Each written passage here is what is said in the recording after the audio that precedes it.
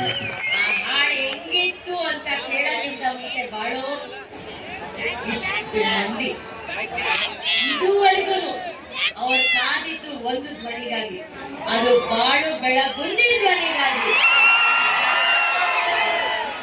ತಮ್ಮ ಇದೆಲ್ಲ ಏನ್ ಗೊತ್ತಾ, ತುಂಬಾ ವರ್ಷಗಳ ತಪಸ್ಸು ಮಾಡಿದ ನಂತರ ಸಿಗೋದು, ಅದು ನಿಮಗೆ ಸಿಕ್ಕಿದೆ.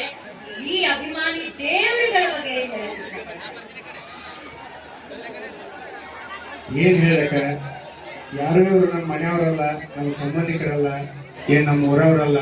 ನಾ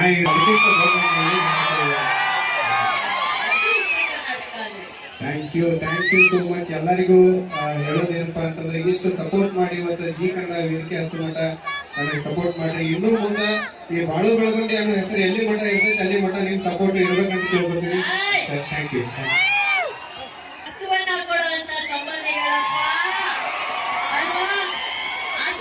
ಉತ್ತರ ಕರ್ನಾಟಕ ಮಂದಿಯ ಪ್ರೀತಿ ಅಂದ್ರೆ ಇವತ್ತು ಮನೆ ಮನೆಯಲ್ಲೂ ನಮ್ಮ ಬಾಳು ಬೆಳಗುಂದಿ ಹಾಡು ಕೇಳಿಸ್ತಾ ಇದೆ.